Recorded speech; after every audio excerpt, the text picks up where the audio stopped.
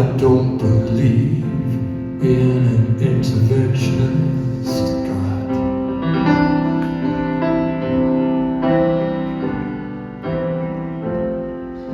But I know, darling, well, that you do.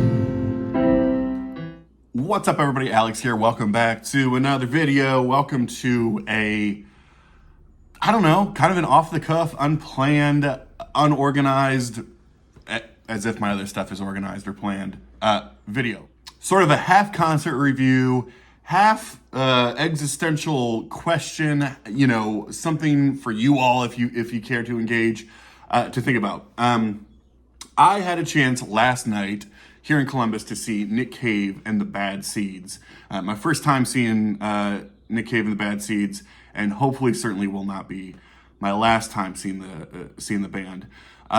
They blew me away. He absolutely blew me away. It was easily a top 3 performance of all time, maybe even the best. I'm speechless in terms of just how good it was and how good he was, and just how impressed and shell-shocked I am from the whole experience. So that is partially the concert review aspect of this, but more or less thinking more, larger scale here. So I started thinking about this of bands or artists that you were a fan of, right? Like you were maybe like a big fan of, and then you saw them live, and that changed the game for you. Once you saw that artist live, you had a newfound respect, appreciation, love, all of the things for that artist. And so not related to Nick Cave at all, but the first time I think that this truly happened for me was about a year and a half ago at this point. I got a chance to see Peter Gabriel on the I.O. tour. Now, I was a pretty big Peter Gabriel fan. Admittedly, I was like, yeah, I want my Peter Gabriel on those Genesis records. Like that's kind of where I was coming from. I thought his solo output was good, but I was not overly familiar with anything outside of like the big hits or whatever. And I went to see him perform live, and funny enough, it was sometime in September, and I don't think this record came out until the following December. So, 3 months later, and he played, I want to say, every track from this album live. Nobody there had heard these before, outside of maybe if there were like a couple of singles released. In today's world, right, for an artist to do that, like people are leaving, people are, all that kind of stuff. But it went over so well. And I just remember walking into that concert as a pretty big Peter Gabriel fan to leaving the concert being like, holy shit, this man just changed my life. I now need to go down the rabbit hole. Kind of similarly, last night was seeing Nick Cave and the Bad Seeds as they were supporting this record, Wild God, that came out last year. Now, this was a top 5 record last year for me. I forget if it fell in maybe 3, 4, 5, something like that. But I love this record. It was touring in support of this record. I think he played most of the songs, maybe half the songs from this record last night, as well as a bunch of other quote-unquote classics. Now, here's the thing, and this is where I sort of also defer to my Nick Cave fans out there. Looking at you, Ben Rankins, if you're watching, you got an email in your inbox from me.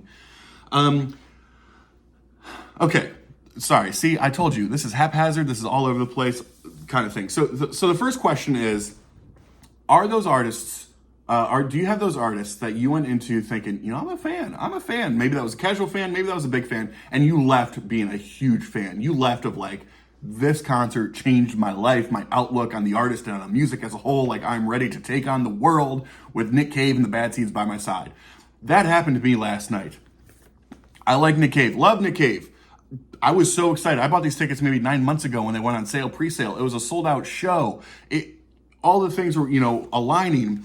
And still, going into there, I was like, yeah, I'm a pretty big fan of Nick Cave. I left there and I'm like, Alex, you need to go down the Nick Cave rabbit hole. I was so blown away that not only was it like a top 3 performance that I've ever seen in my life, but he somehow rose into like superstardom for me. And I don't think it's like a fad, right? Like, I don't think it's like one of these people who like, ooh, I heard this song and now I fell in love with this artist. Like, everything from the expression to the performance to the songwriting to the vocals to everything, I was speechless. And I had probably the worst seat in the house. I had like the cheap seats, like my back was up against the wall sort of thing.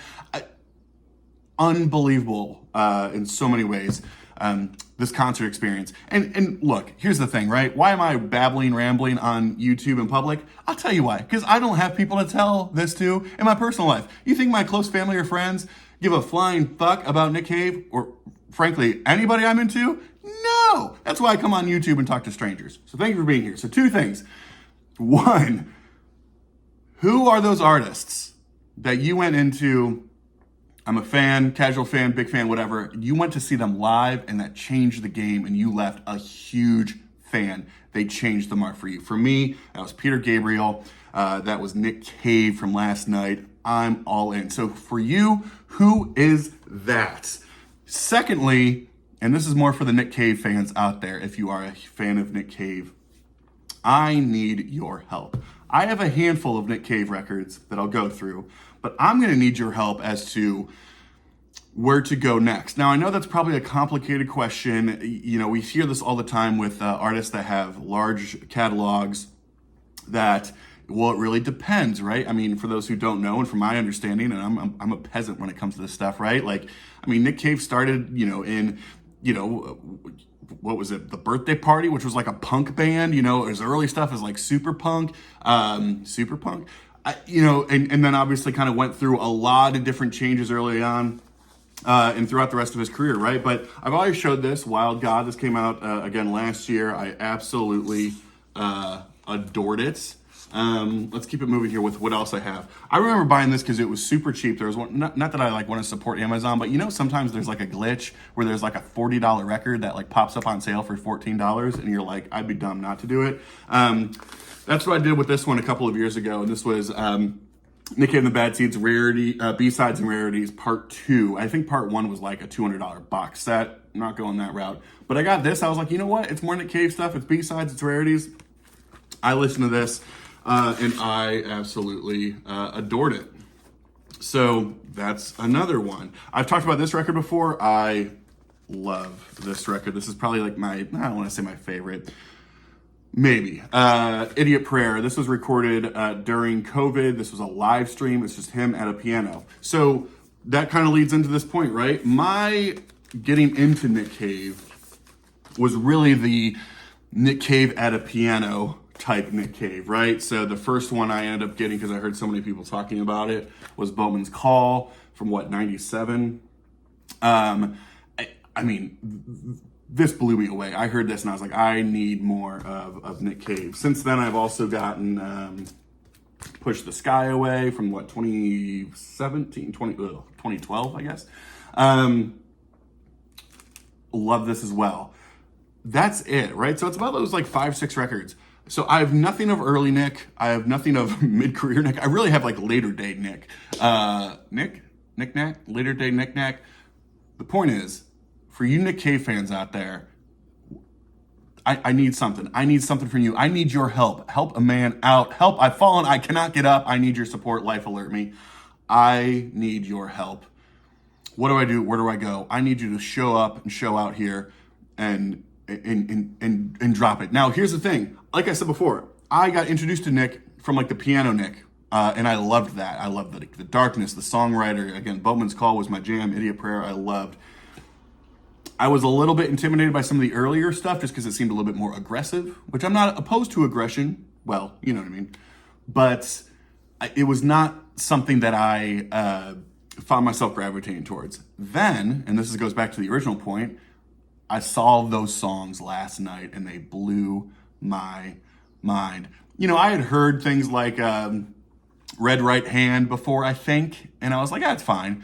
I see it last night and I'm like, that is a fucking slapper. So it's that type of stuff, right? So I want to hear from you, if you're a Nick Cave fan, right, what your like top 3, top 5 are. Put them down below. I don't care. Like I'm on the hunt. I'm on the crusade. I'm going to make this work. I'm going to make it happen. So twofold for you viewers out there, if you care at all.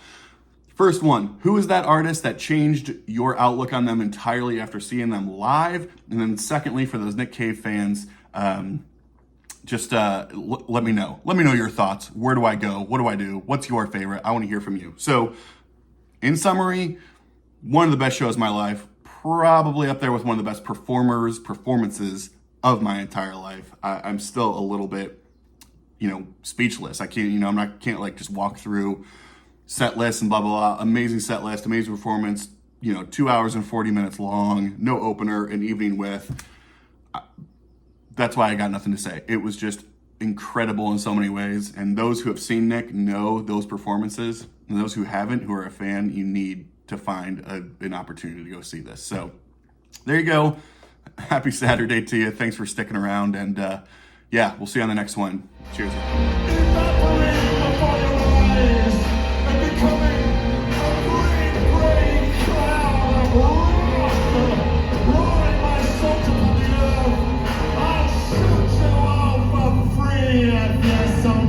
Just look at this. George Majestico. Larry Mullen.